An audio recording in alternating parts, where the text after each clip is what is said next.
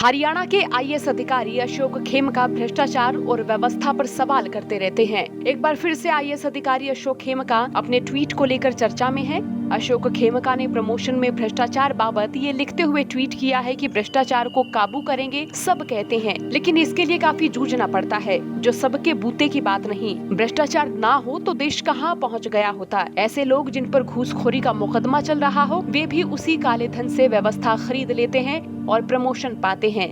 कैसे रुकेगा भ्रष्टाचार? अशोक खेमका के इस ट्वीट के बाद ज्यादातर यूजर्स ने उन्हें राजनीति में आने की सलाह दी है, लेकिन ज्यादातर यूजर्स ने उन्हें आम आदमी पार्टी में शामिल होने को कहा है। अशोक खेमका अरविंद केजरीवाल के सहपाठी रह चुके हैं और पंजाब में आम आदमी पार्टी की सरकार बनने के बाद हरियाणा में सबसे पहले इस पार्टी में शामिल होने वाले चेहरों में खेमका के नाम की ही चर्चाएं रहीं। लेकिन अशोक खेमका की ओर से कोई प्रतिक्रिया नहीं दी गई थी। अब इस ट्वीट के बाद फिर से खेमका को यूजर्स राजनीति में आने और आम आदमी पार्टी ज्वाइन करने की कह रहे हैं।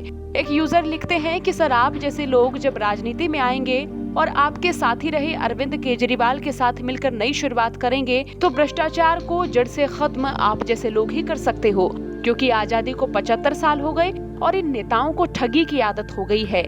हम जैसे आम लोग आप जैसे लोगों से ही उम्मीद कर सकते हैं। एक यूजर ने तो उन्हें आम आदमी पार्टी का सीएम फेस कहा, तो एक ने कहा कि आम आदमी पार्टी ही करप्शन रोकेगी, तो वहीं एक यूजर लिखते हैं कि अरविंद केजरीवाल है ना, इसके लिए आप जैसे ईमानदार लोगों की जरूरत है। राजनीति बदलेगी तभी भ्रष्टाचार खत्म होगा। एक और यूजर लिखते हैं, सर हरियाणा में सीएम कैंडिडेट की कुर्सी आपका इंतजार कर रही है, बस हाँ बोलिए आप। बता दें, 30 साल की नौकरी में 54वीं बार ट्रांसफर के बाद खेमका प्रशासन और व्यवस्थाओं के हाल पर सवाल उठाते रहते हैं। 30 साल के कार्यकाल में खेमका एक पद पर अधिक समय तक नहीं टिके हैं। वो जिस भी विभाग में गए उन्होंने कुछ न कुछ गड़बड़ी पकड़ ही डाली।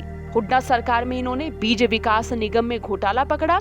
साल 2012 में अरावली क्षेत्र में फरीदाबाद के कोट गांव में 3100 एकड़ जमीन की चकबंदी रोकी और रॉबर्ट वाड्रा से जुड़ी कंपनी की डीएलएफ के साथ डील को रद्द कर दिया था। इससे बवाल मच गया और खेमका खुड्डे लाइन कर दिए गए। हुड्डा सरकार के 10 साल में खेमका को 22 तबादलों का सामना करना पड़ा था। बीजेपी सरकार में खेमका ने समाज कल्याण विभाग में गड़बड़ी पाए जाने पर 3 लाख पेंशनर्स की पेंशन रोकी। खेल विभाग में अनेकों अनियमितताएं उजागर की।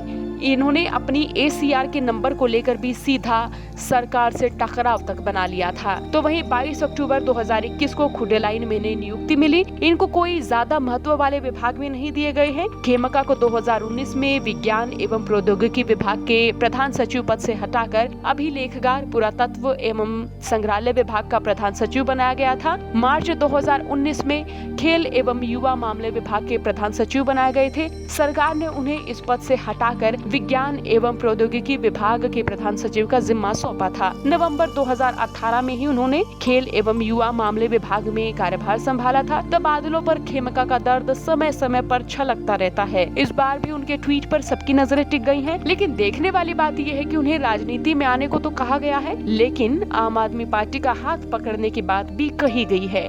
अब देखना होगा अशोक खेमका की ओर से इस पर क्या विचार किया जाता है या फिर उनका क्या रिएक्शन सामने आता है। आपका इस मसले पर क्या सोचना, कमेंट कर बताएं। साथ ही चौगरदे की खबरों के लिए बने रहिए हरियाणा तक के साथ।